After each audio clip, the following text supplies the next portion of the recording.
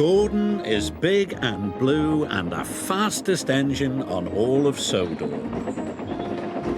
He loves pulling the express. Gordon thinks it makes him the most important engine on the island. One day, Gordon was pulling the express out of Brendam docks. But Diesel was on the same line. "Out of my way," sniffed Gordon. "Express train coming through." Diesel had to back off. This made him cross. "You steamies are old and clapped out," he sneered. "When the Fat Controller realises this, you'll all be scrapped." "Scrapped?" scoffed Gordon. "Pah, I'm as fast as I ever was." And he chuffed proudly out of the docks.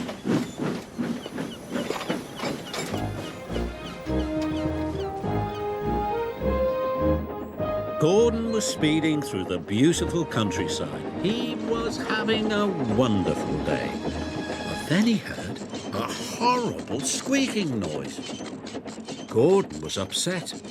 Squeaking could only mean one thing. Something was wrong.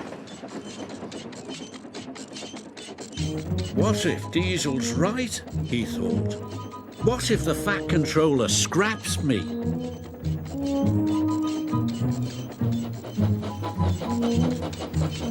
Gordon squeaked sadly up the hill. The hill was steep and Gordon had to slow down. The slower he went, the quieter the squeak became. Gordon was delighted. "Aha!" he said. "If I go slowly, no one will hear me squeak." And he chuffed slowly back to Tidmouth's sheds.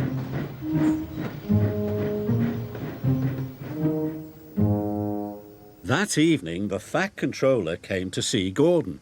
"Tomorrow is a very special day," he said. "I am taking some village children on a boat trip. You, Gordon, are to take us to Brendam docks. The boat leaves at 9 o'clock, so you must not be late." The next morning, Gordon waited for everyone to go. Then he puffed slowly away so no one would hear his squeak.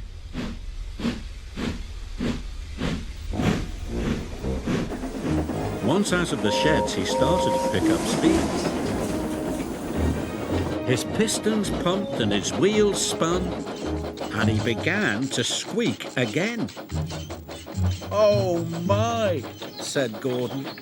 Then he heard something even worse. It was a rattle. "Oh dear," he cried. "Diesel was right. I am falling apart. What will the Fat Controller say?" So Gordon slowed down.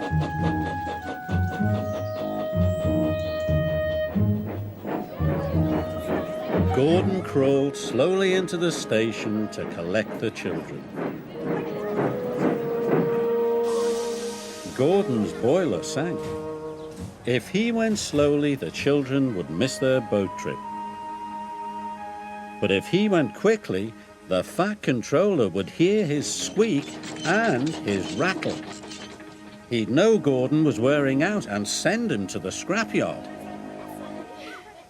With the children safely on board, Gordon pulled slowly out of the station.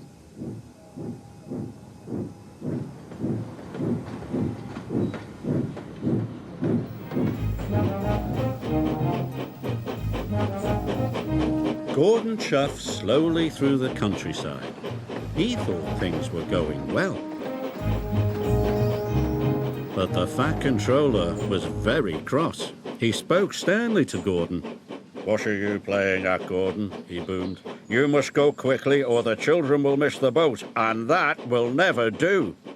"Yes, sir," said Gordon sadly. "Remember," added the Fat Controller, "you are the fastest engine on the island." This made Gordon feel proud. "This might be my last trip," he said, "but I'll get the children to their boat on time." His wheels turned faster, his pistons pumped harder. must be on time, he puffed.